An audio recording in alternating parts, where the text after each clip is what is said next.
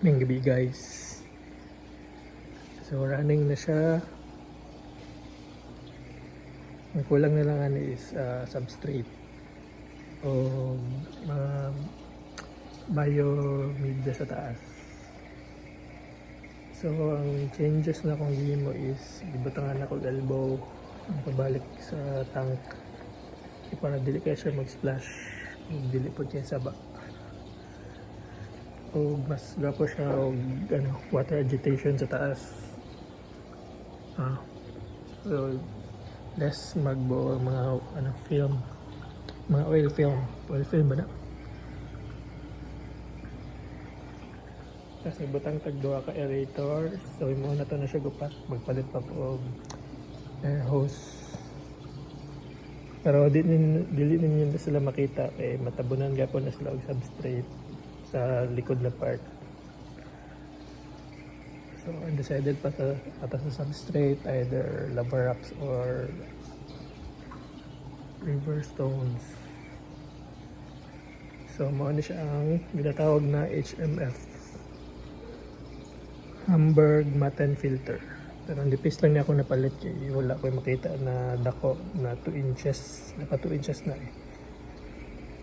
Usually ginagamit niya sa shrimp tanks, pero experiment na to, gamitin na to sa goldfish. Huwag dagko ni siya, huwag buslot itong sa shrimp tanks is gagmay. So ang purpose ani is na siya, added surface para sa mga bacteria o less pull sa pump, kaya naman so dili kayo ma-stress ang goldfish. O tanang hugaw madto dere and i-siphon na lang na to through here. Kitang bilbil. So man siya. I-change din na to ang position sa pump. Naka-side dito siya to siya ipaubos.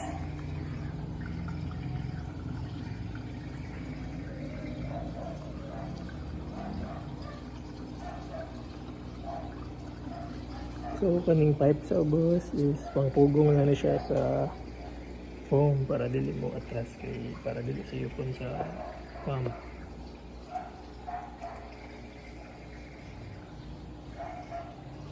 Ang option ako is butangag sticker diri or pasagdan lang para ganahan mo kung magtanaw na pipe sa kilid.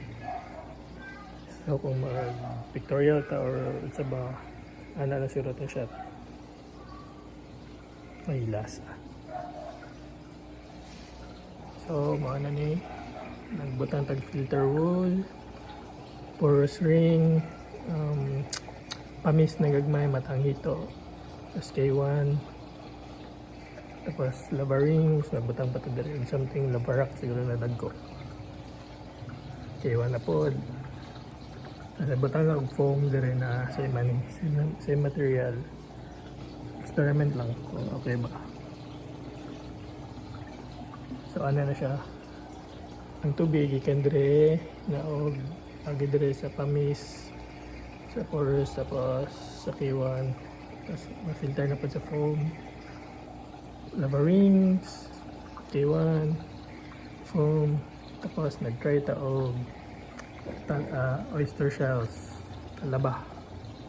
Hindi ko sure if mag-work ba siya for freshwater, pero pagkabalan ako ginagamit siya sa mga marine tank. Then murag waterfall na to for K1, tapos foam na po. Then diri is dili ninyo na siya makita sa kaya butangan na to lava rocks mga hanto diri, tapos tanuman na to siya og potos. So return na to, silent na siya kay nanay elbow. Water agitation na lang yung ginaprovide para in the future padara na ito ni palungo ng aerator kay na naman tayo movement sa water sa taas.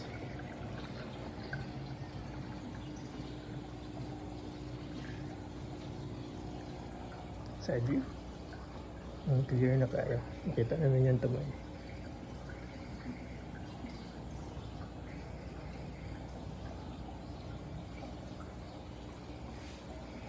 And basi magdungag tag lights. Kaya marag dulong sa likod na part. So, nakoy nakita sa Shopee, mas dakuan eh. Matatibatan sa brand, tas balin sa likod.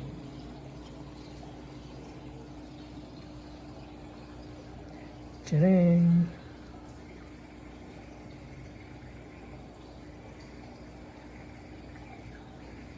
Okay, bye guys. Thanks for watching.